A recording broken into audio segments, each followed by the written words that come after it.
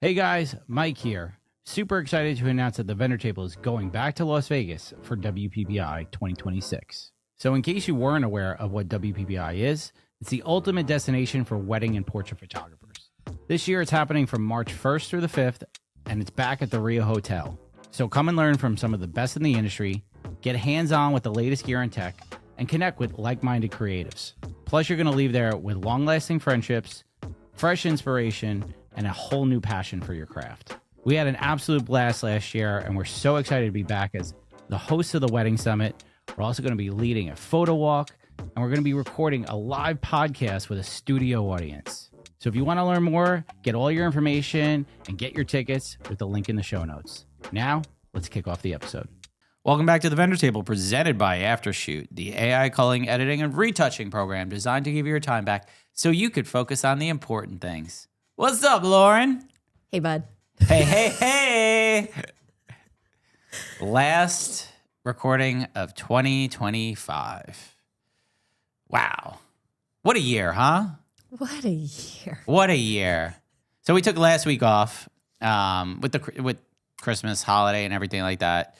Like no one listens to the episodes during that week. So we're like, Just too many things happened. And we broke our streak, but at the same point, we learned from last year. Yeah, we learned from last year. Like no one listens to podcasts during the week of Christmas. It's just no one's working essentially. Don't be mad at us. Yeah. Well, but we're back. Last episode of 2025. And what a year it's been. What a year it's been. Ups, downs, highs, lows, viral moments. We traveled. We traveled a lot. We traveled a lot this year, yeah. I just can't believe we're going into season 4 of the show next year. It's crazy.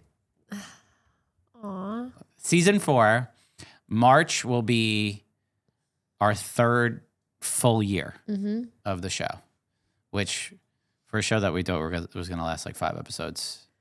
What are we still doing here? I don't know. How many episodes are we on now? This will be 136. Wow. I think. Wow. Yeah, but we've had a couple of bonus episodes in there. So like almost 140 episodes total. I was so like, when we did like our Spotify Wrapped for the podcast, I was like, oh my God. I couldn't believe how many people were like, top podcast, this, that. Like, I was like, get the shit. What? Like, guys, like if you listen to the show, like a lot of people follow us on the clips and the Instagram and the TikTok and stuff like that. But like if you listen to the show, the full length episodes and stuff, we can't thank you enough. Yeah. Because that's the part that we love. Like we love the podcast and really grateful. It's led to some crazy opportunities for us. So we couldn't thank you guys enough. Yeah, we finally get to pay ourselves this year, you guys. We actually we're able to make money on the show, which is thank you. Listen, we couldn't do it without our sponsors, so we want to thank our sponsors out there and stuff like that. We want to thank you guys first and foremost, but our sponsors as well, because we wouldn't be here if it costs money to make a show. Like this costs money to do. So this is our sponsors, Matt. We also have to thank our Director Daddy.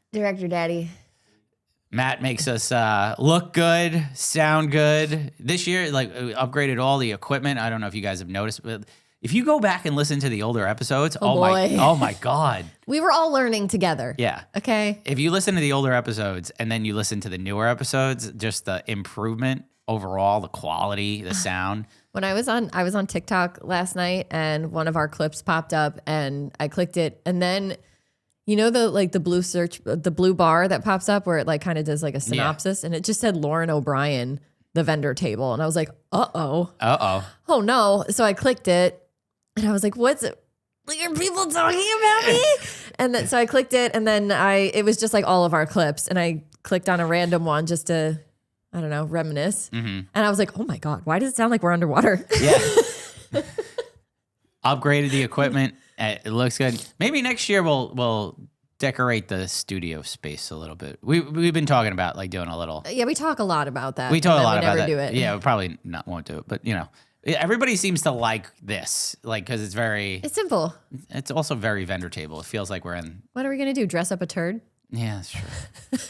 Like I do love this space. So a lot's happened in 2025.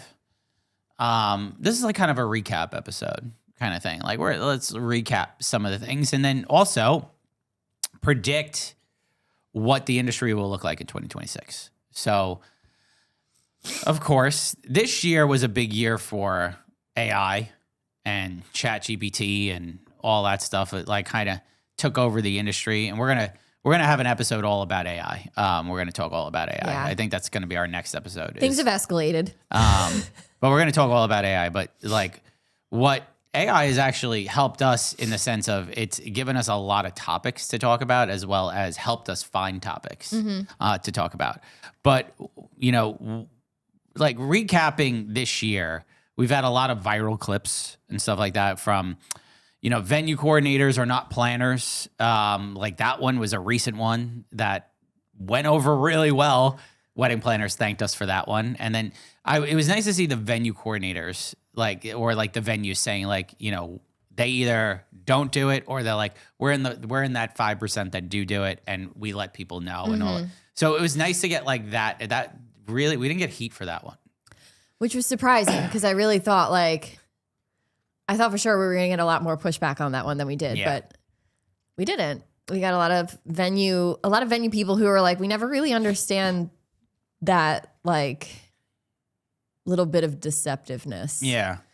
Because it doesn't help anyone to try and make it seem like you do more than you actually do. Yeah. Especially when it's just going to reflect poorly on you in the end if you do. So it was good to see that. I thought it was nice. And then it is really refreshing to hear that some venues did offer full service planning.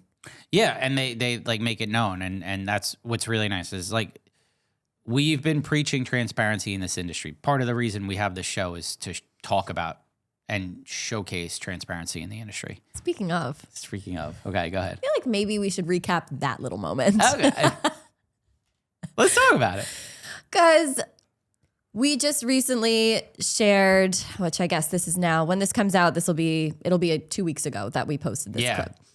But it was about the workshops and content retreats having the option now of buying an associate ticket. Oh, God. And the overwhelming majority of people in the comments hated this idea. 98%. I wouldn't even say 98%. I would say 99%. And there was one person, out of 200 comments? Probably. Where they admitted to doing it. And I'm not going to say who it was because I don't want to, be undue stress on this person. They already dealt with enough in the comments from people who were letting them know how this is not a good thing within our industry. But one person admitted to doing it and said, I think it works for some people. And basically what this person admitted was that they built their business on a lie. On other people's work, essentially. And one of the things that I want to talk about is the argument that they kept making was, what's the difference if somebody hires an associate or does an associate package with a photographer and if someone gets an associate ticket for a content retreat? There's a big difference. There's a huge difference. And the glaringly obvious difference is that an associate that's on your team represents your brand. That's hired by you. And it's hired by you, vetted by you. And they're usually working for you at a real wedding. Correct. If you're sending an associate to a workshop to photograph so you could have those images in your portfolio, I guess that's ethical. But at the same point, I don't see why you would do that. I don't see the point. I don't either. That's the main difference. You can send an associate in your place that represents your brand, somebody that you trust and have worked with that's on your team to take those photos. Yeah, and pay them to go to that workshop and shoot that, and then those images become yours through copyright. Right.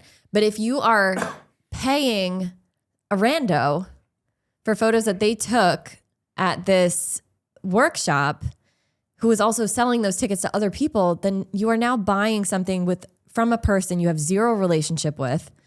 And that may shoot completely different than the way you shoot and what your work represents and all that stuff. And then other people are buying the same photos. Yeah. So you could have 10 people with the same photos in their portfolio trying to entice other couples to book them. So that's where there's a difference. This person did not want to acknowledge that was a problem at all. It's a huge problem. Never addressed it, and I think and ended up like deleting the entire thread. I think because it did get pretty overwhelming. I was surprised they spent all day responding to people, just trying to defend their actions essentially. But when so many people are telling you it's not good, I think you need to take accountability and understand, like just hear the argument out. Like why? And then understand I may not have made a good decision, and I'm going to use that to inform my choices moving forward. Yeah. Everyone in the comments, we never get that ever. No. We always hope and pray. Yeah. Right? We always want like a 98% like agree with us. It never happens. This might be the only one where it was like everyone was on the same page. Like, this sucks. This is not ethical. Yeah. And people are talking about it on threads too. It's not ethical. And, if you essentially built your business on a lie, it doesn't look good. And if you're trying to justify your actions and tooth and nail defending, it just take a step back and realize hey, if the large majority, the overwhelming majority are telling you, check yourself, look at yourself in the mirror and realize this is wrong, but you're still standing on that hill and being hey, I'm right, sticking out my chest. Maybe evaluate that and understand that hey, if 99% are saying you're wrong. And then don't come at me and say I'm being judgmental. That's what I do. I will judge the fuck out of you. Yeah. Have you not listened? Apparently a long-time listener too. Long-time listener. No, I don't think anymore. You being upset that I'm judging you for poor decisions, you haven't been listening properly. Open your ears up a little bit, because I will place judgment on people who are causing direct harm to the industry. Yeah. This is not a good practice. I don't agree with it. And just because you think it's okay because you did it and you got business from it doesn't make it any less bad. No, it's not okay. I don't love this. And as you could see, the industry doesn't love it. So if you're doing it, I think you suck. That's all. Stand by what I said. And if you can't show up and take the photos yourself, don't do it. Don't do it. Don't take the workshop. A workshop's also, I think a lot of people don't realize this, but there's a big difference between a content retreat and a workshop. And a content retreat, I feel is great for networking, is great for meeting people, maybe learning techniques and stuff like that. But at the end of the day, it's to take pretty photos, right? A workshop, you're there to learn. You're there to be taught, learn new techniques. You're understanding how things go into things. Maybe it's a workshop. You're workshopping, right? Whereas a content retreat is just go take a pretty photo. Here, we have a nice table set up in a field with a model that's pretty. The model's going to do stuff and just take photos from any angle you want. I'd rather learn from somebody. If I'm going to attend something and take pretty photos, I'd rather learn from somebody that maybe is 20 times better than me, that could teach me a tip, a technique, a lighting technique, a posing technique, anything like that. I'd rather do that than go to a content retreat that's just there to take pretty photos and maybe meet some cool people. Great. Okay. Awesome. That's nice. They each serve their own purpose. They to the each person. do serve their own purpose, but I still think if you are choosing between a workshop and a content retreat, I would choose a workshop. Yeah, I agree. That's just me. But I always want to learn. And part of learning is working hands-on, not buying shit from other people and slapping it on your website. I just think it's disingenuous. It's totally. It is disingenuous. There is no argument here. It is. It's not a debate. You're buying somebody else's work and posting it as your own, sharing it as your own. That experience is not yours. Mm-hmm. And you're selling it to people who are assuming that you did it. Yeah. And they're basing their decision to book with you, to move forward with you on your experience. Yeah. So it's deceptive. Deceptive. And it should stop. It should. But moving on from that, we had a lot of other things oh my God, remember the bride washing off her makeup? That was a big one. Oh my God. That was great. That was great. We had that one. We had the that young couple that We got had a married, few- the carnival wedding one. That was fun to talk about. I mean, That was, I love Karma. moments when there's karmic justice, like, and it's So- very swift. it was very swift. You think you're going to get away with something, and then the internet is just like, hold my beer. Yeah. So good. I love that. Like the bride washing off the makeup where she was like, I can't wait to make a TikTok out of this. And, Girl, well, I think they deleted everything, and stuff like that. But the dirty delete too. we had a lot of viral moments this year. We had a lot of clips go over 1 million. Our own personals, like we had a few viral moments and fun moments and stuff like that. But it was a crazy year. It's cool. It was fun to see. Like there wasn't, I don't feel like there was a big Sepia Gate was like huge in 2024. Like there were months that was like, oh my God, that like engulfed the wedding industry Not for like a forever. solid month. I remember that.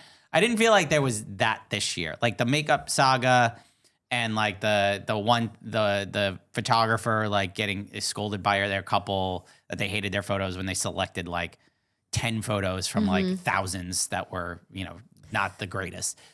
I didn't feel like those were like as bad as Sepia Gate. Well, it wasn't like a scandal.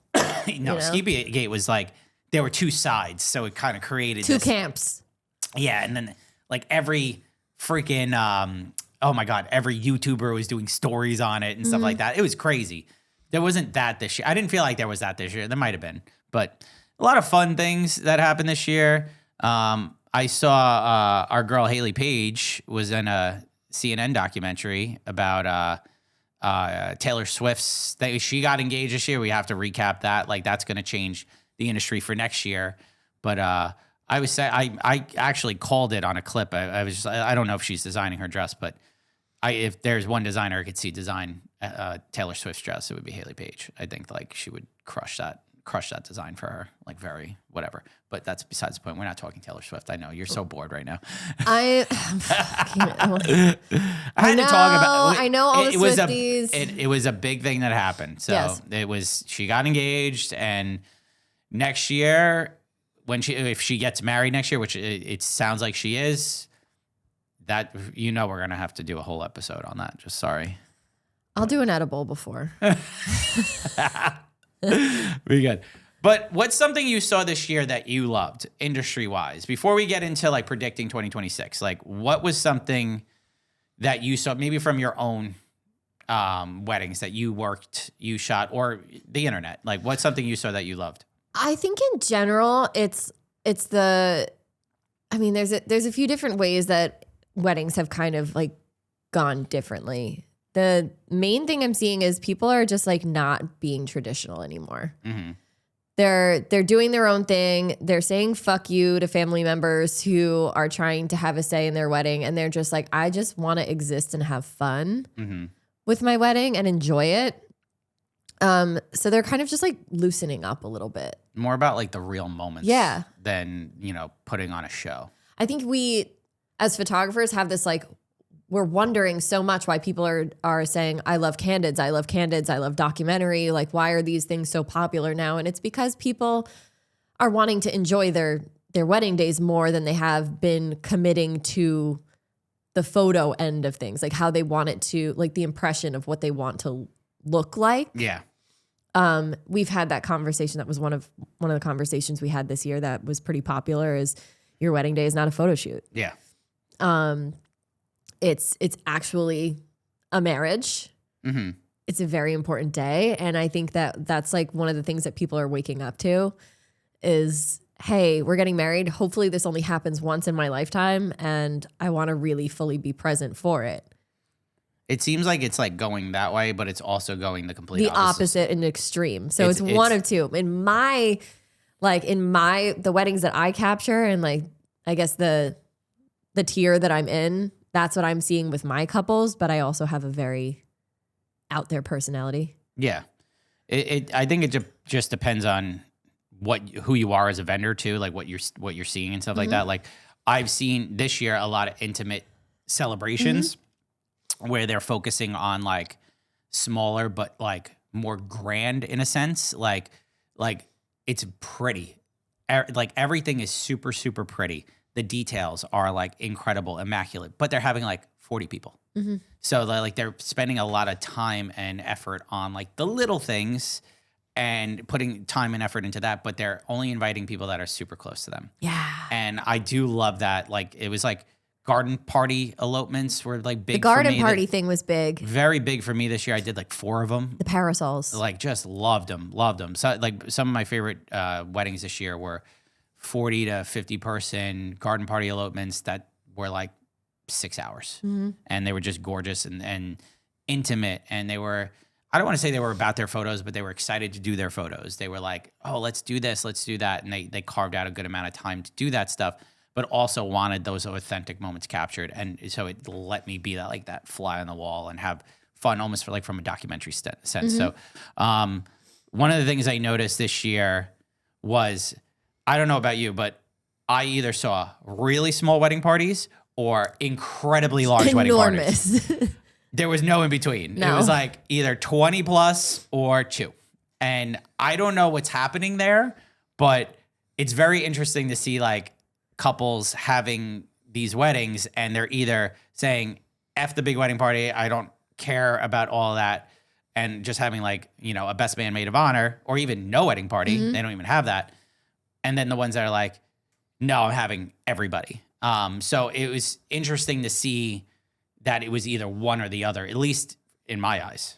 My biggest wedding party this year was, I believe, 24. 25. But that was the only one. Yeah. Everything else was Like small? less than 6 on each side. Wow. It was kind of nuts. I had one that was 17 bridesmaids, Nope. I think. That was, but they weren't officially bridesmaids. No, they're bridesmaids. But Let's talk about that, okay? Because if you have a bunch of people, it does not matter what they are wearing. You could call them something blues. You can say they're not my bridesmaids or my groomsmen, but they're all wearing something similar, with different colors, whatever, and you want a big group shot and individuals with them. That's a wedding party. Yeah, it's a wedding party. At the end of the day, it's a wedding party. If we have to carve out time to take their photos and like they're wearing same dresses and they want to get, and they're getting ready with you and all that Bridesmaids. stuff, you could say that they're not a wedding party, But they are. but they're a wedding party. So we're going to treat them like a wedding party Correct. too. So I would say if you're doing that and you're like, oh, they're not a wedding party, tell your photographer that like, hey, I want photos with them. They're going to end up They're treating going to write that down. they're going to treat them like a wedding party. Yeah. So I think if you're going to do the big group and say, oh no, they're not a wedding party, they're not walking down the aisle, they're still a wedding party. You know what I saw recently that I actually really loved? What? All the bridesmaids wore white. I've seen that a few times throughout the years and I love it. It's usually, you don't see it often, but I don't know why I like it so much. I would love to photograph like an all like white dress wedding party. That would be so cool. I like it. Yeah. I like anything that says fuck tradition. Like you Yeah. can do what you want. yeah, same. I do too. I've always loved that. I had a bride wear a black dress this year, which was really cool. That was a first for me. So I love that. I saw, and this is a TikTok, like one of those little like photo swipey things where it's like my favorite outfit that I wore this year or whatever. And it was like a bride who wore all red. Oh, cool. So she was like a little goth bride, but she wore red instead of black. And I was like, oh, I mean, red dress, red veil. Like, I think I've seen good. somebody with that too. It might have been the same. But yeah, I love, I mean, getting back to Haley Paige, she did say Color was going to be popular. And I mean, who better to know that than a bridal gown designer? So, I mean, You're seeing it a lot, like designers like Rue de Seine. They have like gowns that have like floral embroidery on them, and they're so pretty. You know what I loved? I saw a dress. It was like an ombre, like boom, like it was like white, and then it went into like tan and into the black. It was like cool. I was like, what the fuck? Really cool. Love that. So we're super excited to announce a partnership with Aftershoot. Aftershoot AI is designed to speed up and simplify every step of the process from importing, culling, editing, and exporting. Aftershoot truly changed the game for us as wedding photographers. I love Aftershoot. Isn't it so great? Yeah, culling is super easy. Editing is super easy. You train your own profile based on the way that you edit. It's so good. You know what my favorite part is? What is it? unlimited edits. Isn't that great? Like, it's just you pay one price per month or per year. You're locked in. Amazing. Edit as much as you want on the go. Like, you could be on an airplane and it works. Okay, I changed my mind. That's the best part. Like, love that. Like you be on the go. You don't need internet to work the program. It is so simple, so easy to use, and it's incredible. And I think you guys should try it out. You can cull thousands of photos in minutes with AI that helps identify the best selections.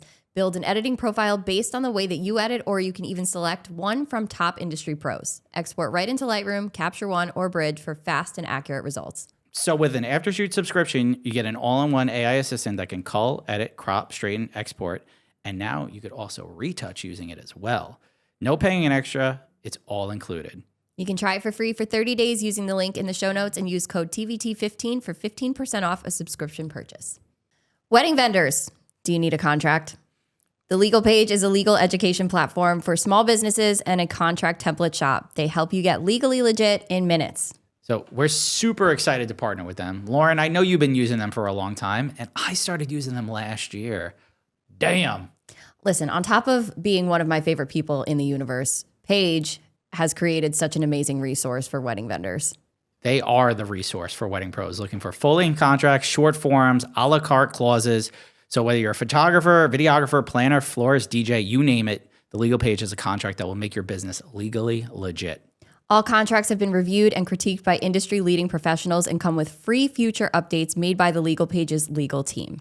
So Paige also is a retired wedding and family photographer, but she is an attorney, so she has a very unique perspective and expertise when it comes to photography contracts. She offers free education through their blog posts, podcast episodes, and YouTube channel. You know what's super cool about this, Lauren? What? We got a code. I love codes. Right? So you could use code TVT10, and you know what that gets you? 10% off. Anything in the shop. So you want to get your business legally legit? Check out the Legal Paige.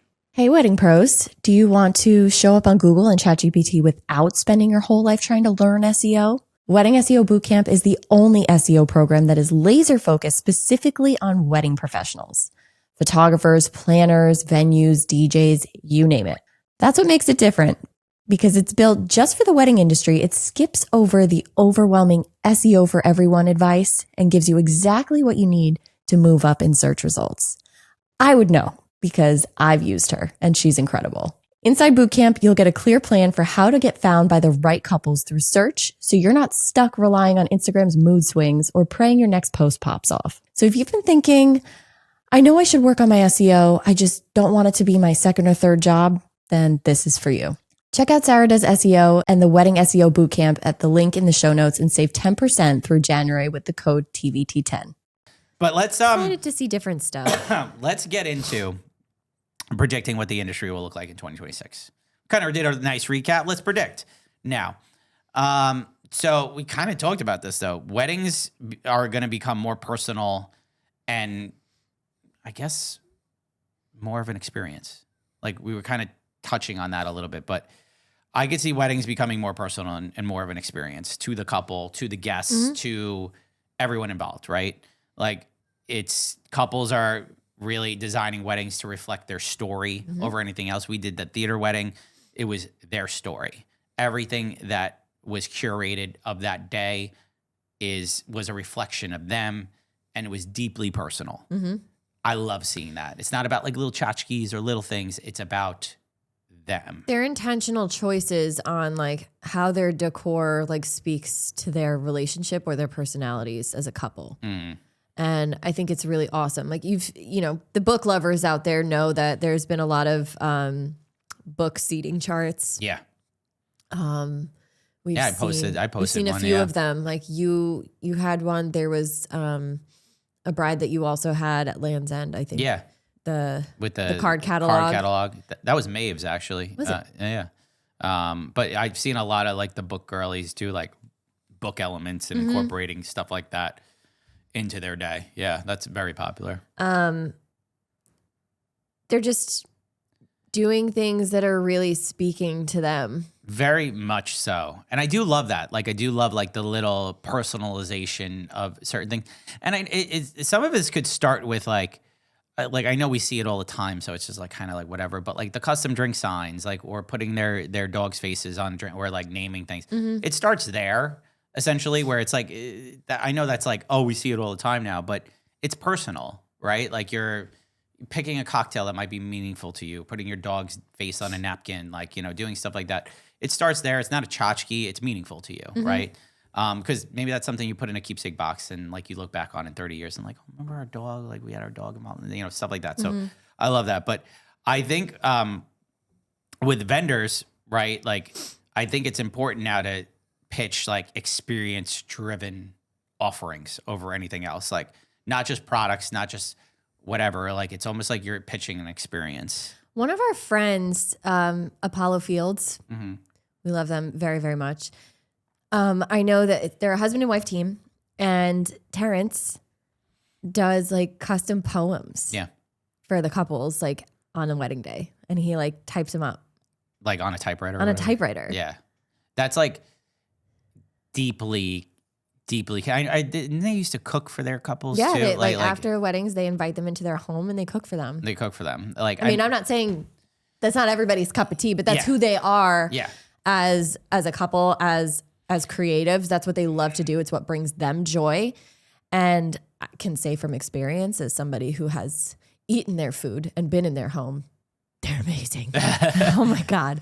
I've seen that a lot with like the, you know, people. I did it for years. I did like a custom keepsake box with like their names on it and like a flash drive. I kind of got away from that. I used to give them like 50 prints, you know, and print out stuff. And I kind of got away from that. And like, but that's like something that's like deeply personal, like to like send somebody something or give them something, you know, and like, or offer them like something that's like more than, it's an experience, right? And like we joke about my guides, right? And like all that stuff, but like I want an elevated client experience. So I want to show them like things they could do and like, you know, guide them through the process. Like it's not just like sign with me and I'll see you on the wedding day. It's like, I want to hold your hand through this.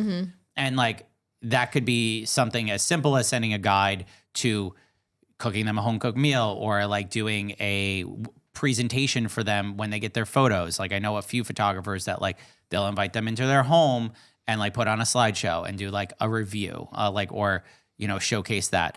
Those are things that like, I think couples are connecting with, and it's a nice, I don't want to say an upsell, but it's an upsell at the end of the day. It is like you're upselling a service, and like, it's, you know, people put value in that.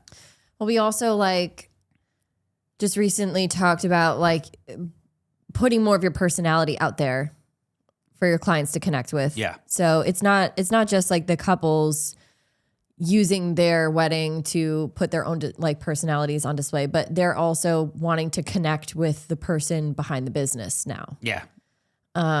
It's not like it used to be where it's like, all right, they have great work, we're going to hire that person, and no, they want to connect with you. They need to connect with you. Yeah. And I think they're realizing that now more than ever because we have social media.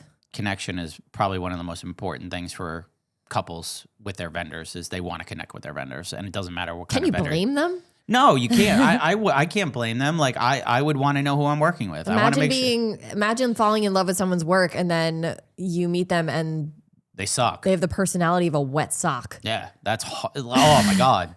You know, it could be a long day for you. So yeah, like we talked about that a lot this year, but personality and connecting with your vendors for couples is important. It's probably one of the most important things. And they keep saying that. I think it might be on here too. So yeah, like really, really important stuff. One of the things that popped up was multi-day and deconstructed celebrations is a prediction for 2026. I've been seeing that a little bit more, where couples want like, they're doing like, I want to say getaways. It's almost like a destination, but they're booking like a place like Cedar Lakes Estate, for example, and like doing a weekend activity thing and like doing this whole thing where it's like their days become multi-day and they want their vendors for all of those days. So, I mean, like it's very true in the destination world, because like most of the time, it's how you get married in the Caribbean or something like that, you would want your vendors to come in and rehearsal dinner, like all that stuff, and like be there for multi-day. But we're seeing that more on the localized front where people want like rehearsal dinner coverage. They want like Definitely see more of the rehearsal dinner coverage stuff, which it's cool. cool, I guess. I mean, rehearsal dinner, it's like, I feel like it depends what kind of rehearsal dinner you're having. I feel like people build up the rehearsal dinner in their heads and aren't really 100% sure like what actually happens at the rehearsal dinner. I feel like a rehearsal dinner, like if you're going to do like a garden party rehearsal dinner where it's like you're doing like where it actually in a sense could be like a mini wedding, maybe like a long table and it's planned and it's got like thoughtful like courses and all that stuff. I feel like that's like, yes, okay, you're spending the money in that. Yes. But if you're doing like a rehearsal dinner in a restaurant and you kind of want like, I don't want to say photo coverage of it, like video of it, that could probably be like a content creator realm, like hiring somebody with a cell phone to capture that type of stuff just to have like recording. Or maybe you do want a photographer because there's going to be speeches and toasts happening, or like, you know, you have that kind of vibe that you want that. Mm-hmm. I could see that. I see that more with content creators than anything else, though. I see content creators getting more involved with those multi-day celebration type things because they're on their phone recording everything, and I think it's worth it there. You know, like an opportunity though, I've seen this a lot where vendors are offering packages that support multi-event storytelling, like rehearsal dinner, or post wedding, like brunches, things like that. Like they are literally incorporating that into packages, like weekend coverage. It's not like 10-hour coverage; it's a weekend coverage. I've also seen like a lot of vendors like start saying like they're doing full day coverage. Yeah, we just had that. That was in the group today. That was in the group, yeah. And I used to offer that when I first started. I had a collection that was full day coverage. And the one thing I will say is, from experience, you need to outline your concrete terms for full day coverage. Right. Like, because you could get taken advantage of. I was taken advantage of. Like the when I was offering that, like I had somebody that like wanted me to start when they were getting in the makeup chair. And I was there for 14 hours. And like I was young, I didn't understand it. Social media wasn't like this. There was no TikTok and Instagram telling you not to do these things. There's no podcast telling you not to do these things, stuff like that. So I didn't know better.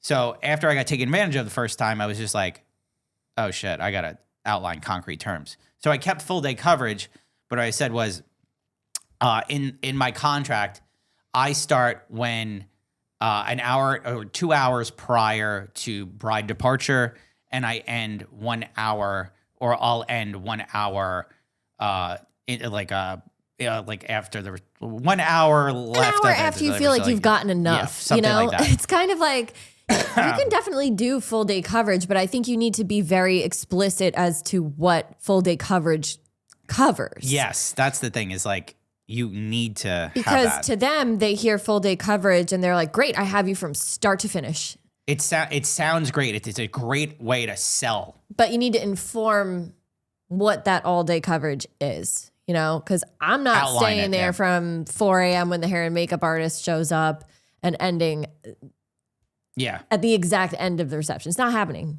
Yeah. It's not necessary.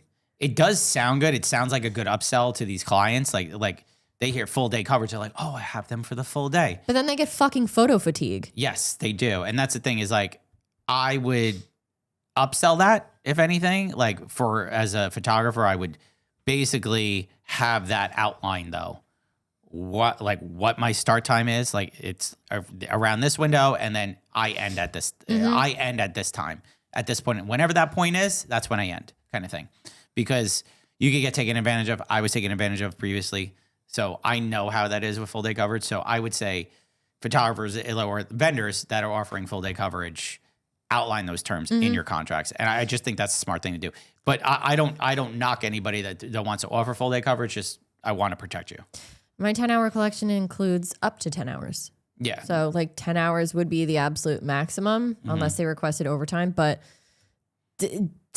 I do 10 hours on the dot. Like it's 10 hours. No, see, like sometimes that 10 hours, like especially if they front load their reception, then you're just standing around for 2.5 hours. Like, yeah, I find things to do. I don't, but that's just me. It's just like, you know, what works for my business might not work for others, you know? So it's like, I always feel like 10 hours is the perfect amount of time, at least for weddings in this area.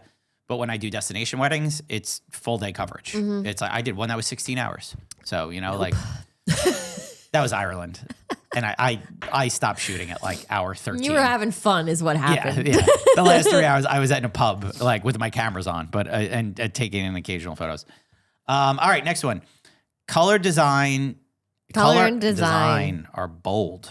Color and design are bold. I mean, we talk all about it. We talked about color palettes this year and all that stuff.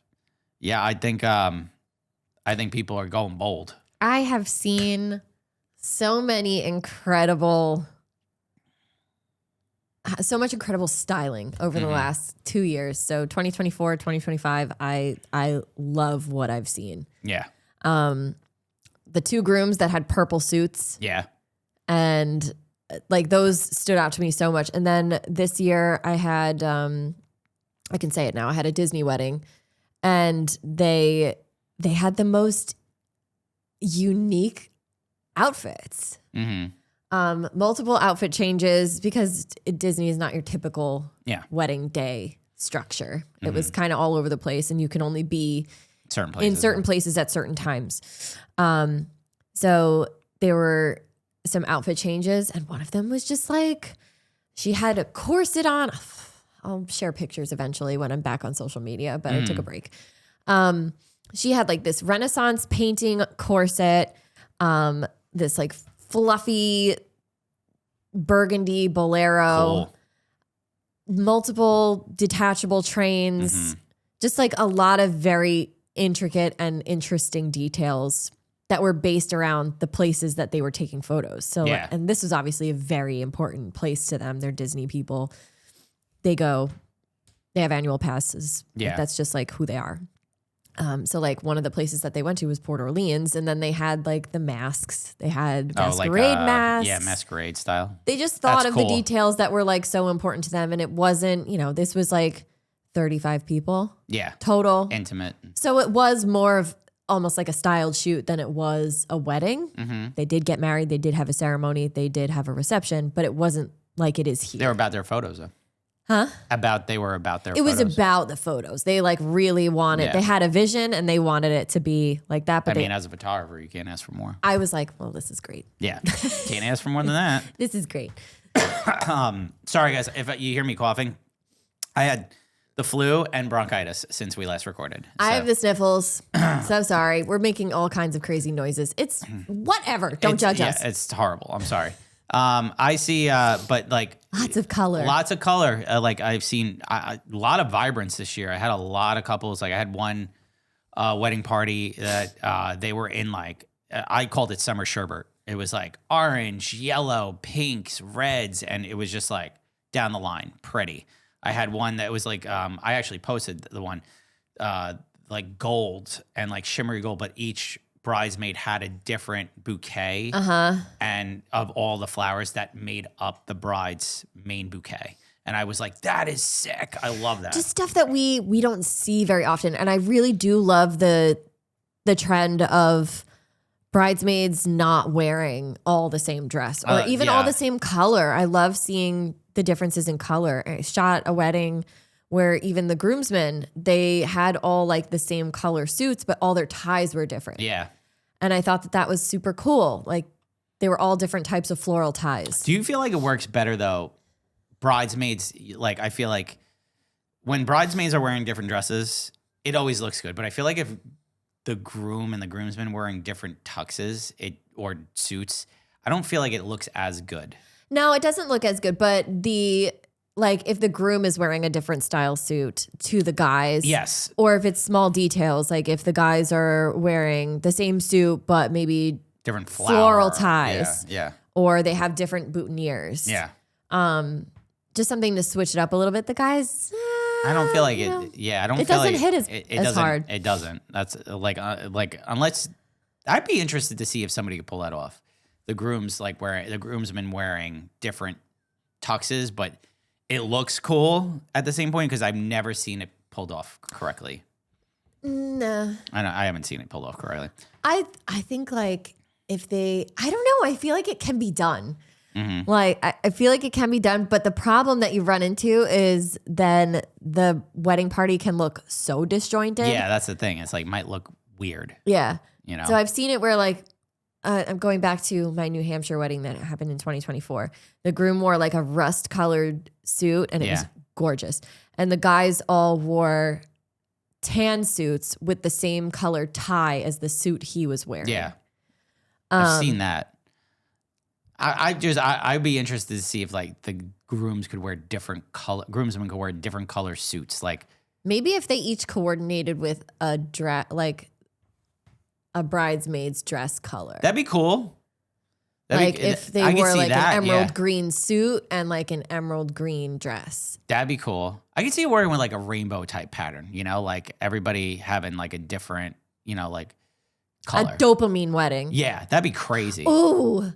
I volunteer. Someone do it with me. That'd be cool. Like I could see like where the dress code is just be bonkers. Yeah, I could see like an LGBTQ wedding where it's like, you know, like every. I love that the pairing would be like colors of the rainbow. Yeah, I love that we automatically jump to like queer weddings because we know that they're so much more fun than fucking straight 20 people. times more fun. I had a same sex male couple. One of my last weddings. I just delivered it yesterday. It was fucking awesome. Like the insane party, insane, awesome time. They were all about their photos. Like it was sick. I loved their day, and I love them. They were awesome. All right, so dopamine weddings. I want it. Yep. Tech and AI are becoming standard tools. I mean, we're using AI quite a bit between as photographers. You know, using Aftershoot, using if you're using Lightroom or Photoshop. And you're using the generative fill or you're using like the remove tool. I haven't used generative fill in like a really long time, but the remove tool has become my like go-to. I mean, ever since Lightroom updated with the remove tool to include AI. The remove tool has been like, fuck generative fill. I don't give a shit about it, but I'm hardly in Photoshop. The remove tool is like the remove tool or the erase.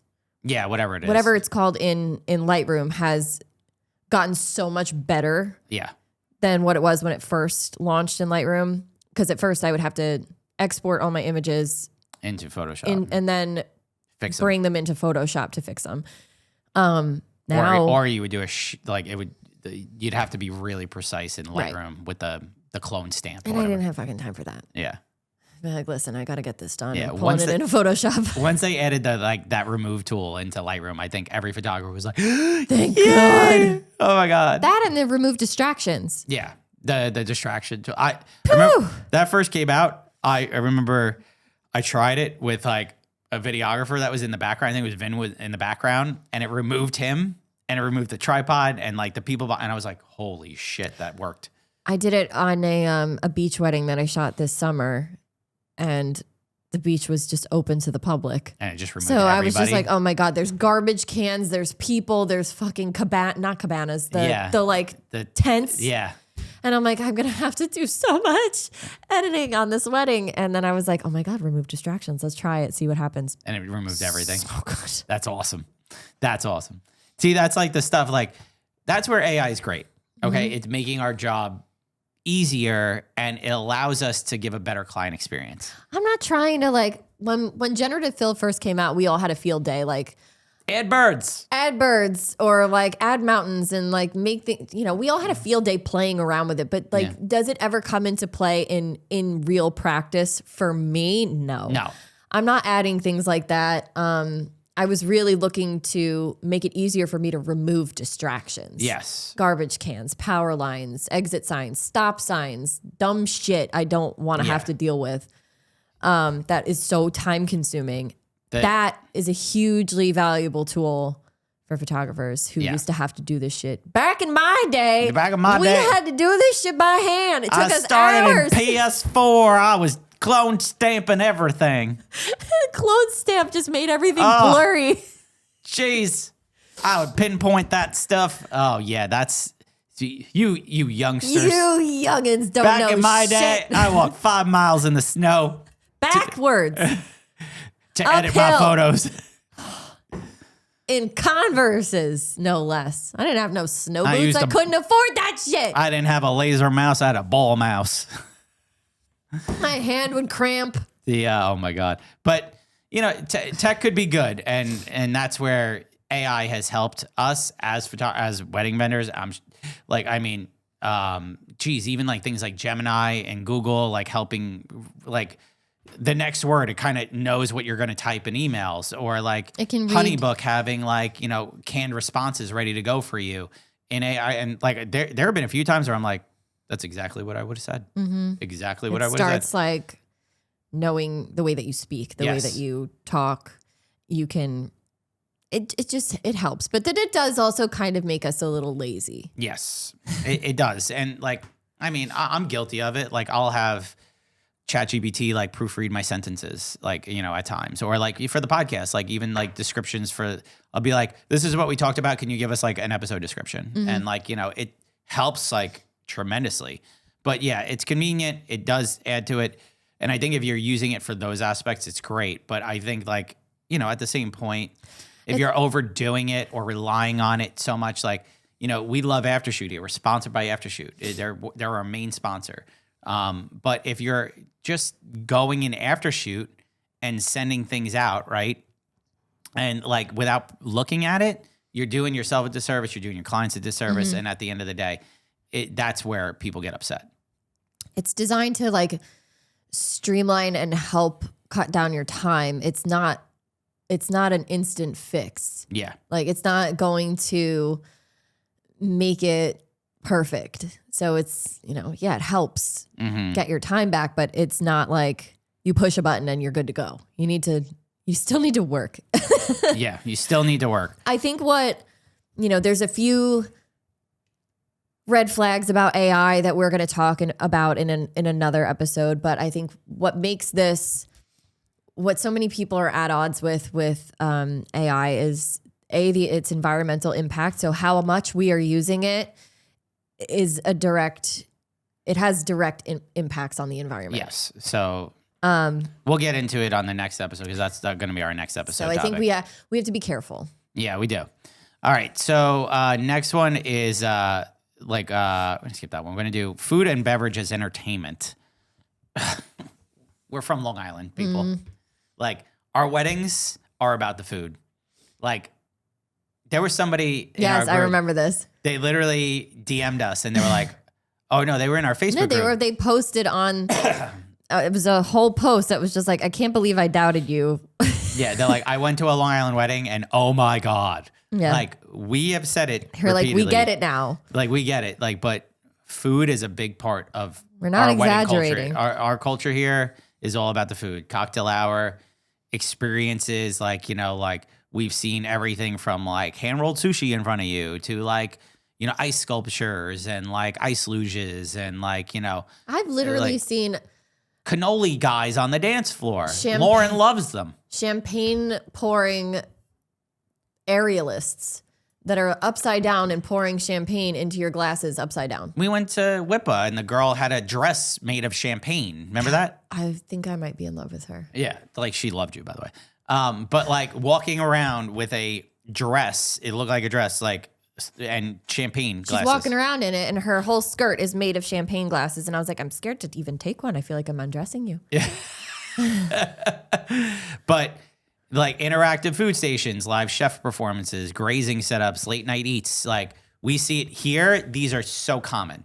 Like gelato trucks, food trucks showing up late night. We've had ice cream trucks. I even see I had a beer burro this year, like a donkey show up with beer, like hanging off its sides. Like these things couples are adding because it's fun. It's a guest experience. It gets the guests talking. And like at the end of the day, like food does impact your wedding. Mm-hmm. If you have, like we say it all the time, but the three things that people walk away with on the wedding day was how's the food and the music, right? Mm-hmm. Or like two things. How's the food and how's the music? Like those are the things guests remember the most. Mm-hmm. And then everything else is like kind of a bonus. So I personally see food playing a big factor in other areas now. But for here, this has been going on for years. Mm-hmm. Like, so. This is like standard. Very standard here. So like, I think the other parts of the country, if not world, will start seeing the same thing.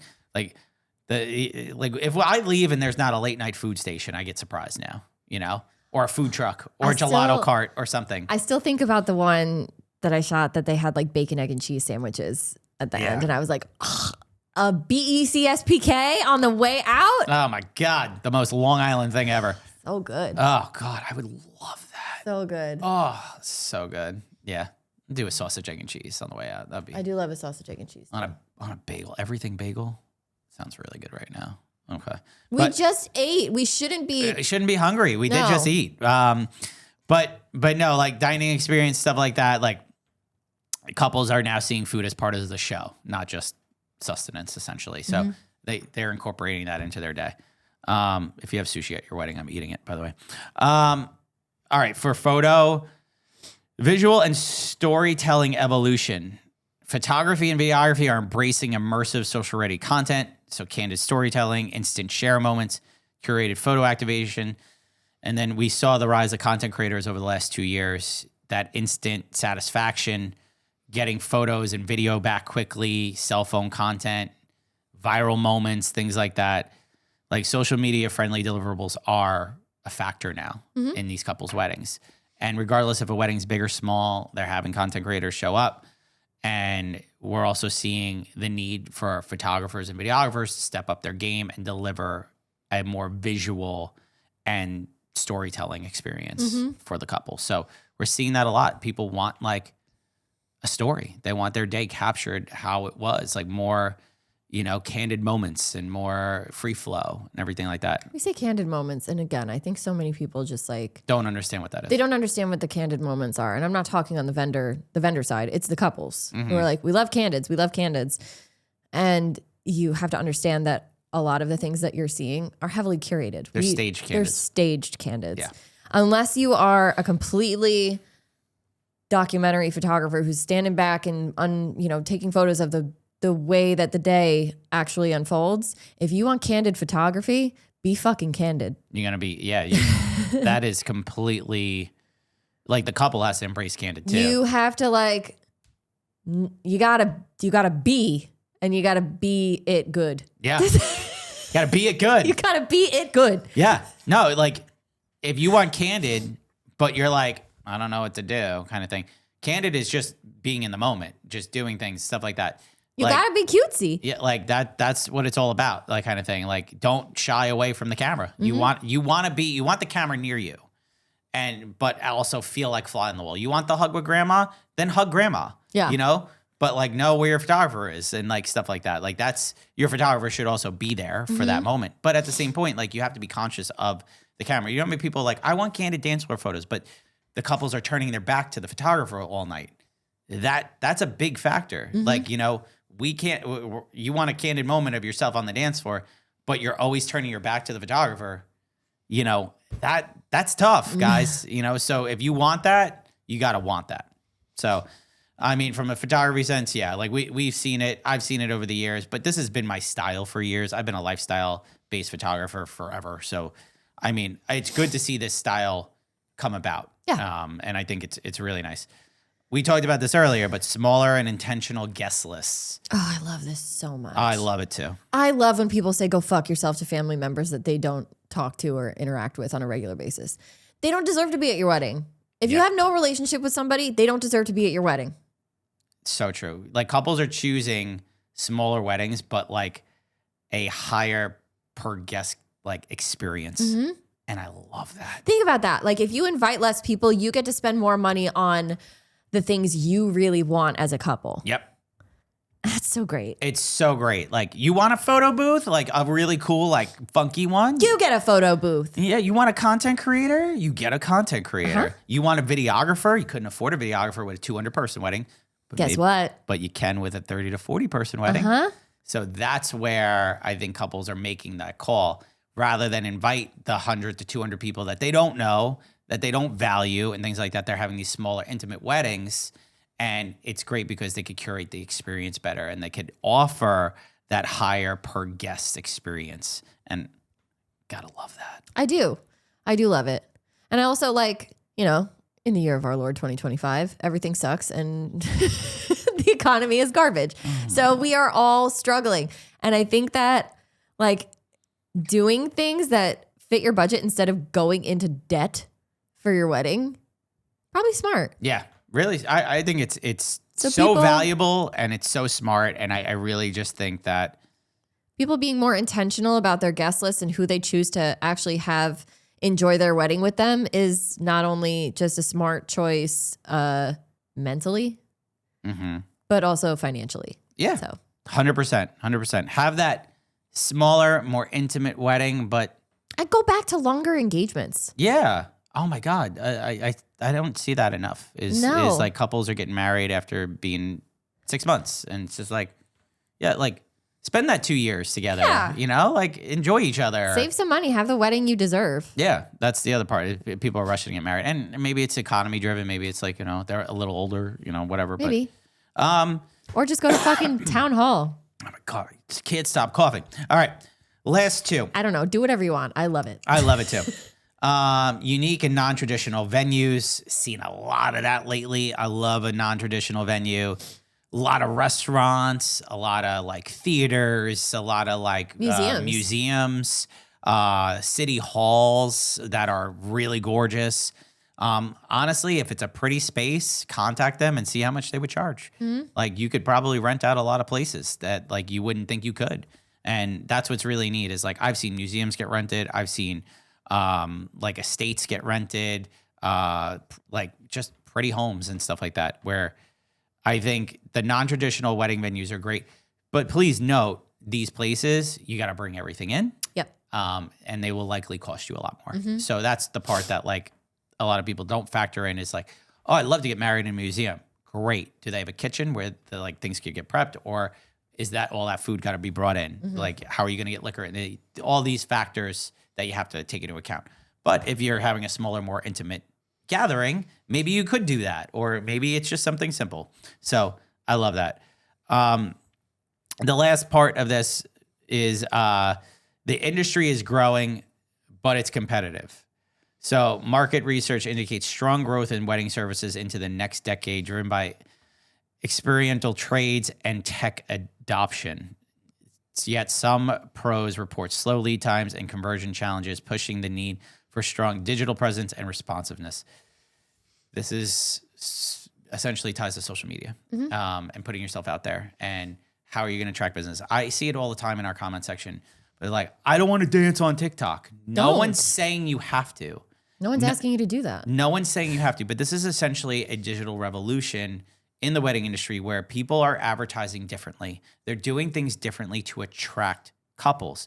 And you have to understand that. And if you're a dinosaur that's getting left behind, you're going to get left behind because you're not evolving. This is the same thing when the internet started, okay? You had people who were like, oh, I just put my stuff in the yellow pages, or I put stuff in the newspaper, and that's where I advertise. And then the internet happened, and they dragged their feet, and they didn't want to advertise on the internet or put their stuff out there on the internet. And what happened? Okay, most of those businesses went out of business, essentially. So there's a revolution happening. Social media is a big driving force in it, and vendors are putting their stock into that more than anything else, more than magazines, more than publications. So that's where, you know, things are changing. So same point. Yeah, you don't have to dance on TikTok, but you should look into TikTok to put your business out there. There's so many different things that business owners can do. Like not one approach is better than the other. You just have to find what's right for you. Yeah. If you don't want to dance on TikTok or you don't want to do funny content, you don't have to do funny content. You could just literally do like an explanation of like how you operate. You don't even have to do that. You could post photos if you want on TikTok. Yeah, you could just post photos. But like you might not get business from that, but it puts your work out there, put you on a different platform, things like that. There are ways to get your business out there without having to be silly or funny or post a reel about something. And I'll be honest with you, most of the time, those reels don't attract business for you unless you're trying to be an educator. Like if I post a funny wedding vendor related reel, that doesn't attract clients. That attracts vendors. Well, for vendor, like, you know, you could absolutely post like something that has to do with your personality, and a client might connect with that and be like, great. I love this vibe. Yes. But that shouldn't be your only piece of content. No, absolutely not. But there's like a variety of different things that you could do, and you just have to, it's very simple. You look at the people that you admire. Yeah. And see what they're doing. And I'm not saying directly copy it, but I'm saying use that as inspiration for how you mold your, how you market yourself. Yeah. Behind the scenes is a big factor in today's world. And I see that a lot. It grew my business exponentially this year. Truly, it did. Like I went from 5,000 followers to almost 50 this year because I started putting myself out there more and more, putting my business out there and showing behind the scenes. And I watched my business just grow. Yes, people know me from the podcast and things like that. But at the same point, I started showing more behind the scenes content, showing how I do things, showing how I take photos, showing how the process evolves. And that led to a lot of business leads this year and booked me a lot of business. So I think showing stuff like that is smart. So putting yourself out there on social media, we say it a lot here, but you should do it. What a way to end 2025, huh? It's kind of crazy. I'm tired. I'm tired too. I can't believe I can't believe this is over. It's weird, but like, you know, we're excited heading into 2026. Got a lot of big things in store. We're sitting down in the new year and planning our whole schedule out and like seeing what we're doing smart things. We're doing smart things because usually we don't sit down and plan things. Usually we're like, what do you want to do? And we wing things. Terrible plan. Don't be us. Be us in 2026. We're planning things. 2026, we're doing stuff smart. Yeah. But I hope you guys be it good. Be it good. We're gonna be it good. Let's put that on a shirt. 2026. Let's put that on a shirt. Okay. Be it good. New merch coming out in 2026 too. Oh my God, we have a new merch design we haven't even put out yet. Yeah, we have one new design that we had made and and it's awesome. I love it. It's awesome. But me being a stickler, I just don't want to drop one new design. I want to drop like 3. So we're like, we got to get more designs. Yeah. Made. So, but new merch will be coming out. New merch is coming and it's good. Yeah, and we're gonna have some fun things planned. We have like a lot more content of us that will be out there, not just podcast episodes. We're hoping to do more behind the scenes and travel vlogs and things like that. So, and we want to make sure that we do it right. So it does take time for us to get organized and make sure that we get everything. Yeah. I mean, look how long it took us to get fucking merch out there. Yeah. We're a little slow, but we have help this year. Yeah. So Lauren. Shout out to LT. Shout out to our Facebook mods. Shout out to helping us run the group. Shout out to Dana, Matt. Brittany, Meredith, Christine. Shout out to Matt, Director Daddy, keeping us down, keeping us holding down the fort, and making sure we're good. Well, guys, this has been fun. Great 2025. Lauren, yes. Where can they find you? You can find me at LaurenO'BrienPhoto.com. Excuse you. I am so sorry. This bronchitis is killing me. This is so rude. It's so rude. You can find me at LaurenO'BrienPhoto.com and Lauren O'Brien Photo and the Feral Photog on Instagram and TikTok. Mike, where can they find you? At Michael Casara Photo on Instagram, TikTok, as well as my website. And you find us at the Vendor Table Pod on Instagram, TikTok, YouTube, as well as our Facebook group. Guys, it's been a fun 2025. We'll catch you next year. Okay, bye.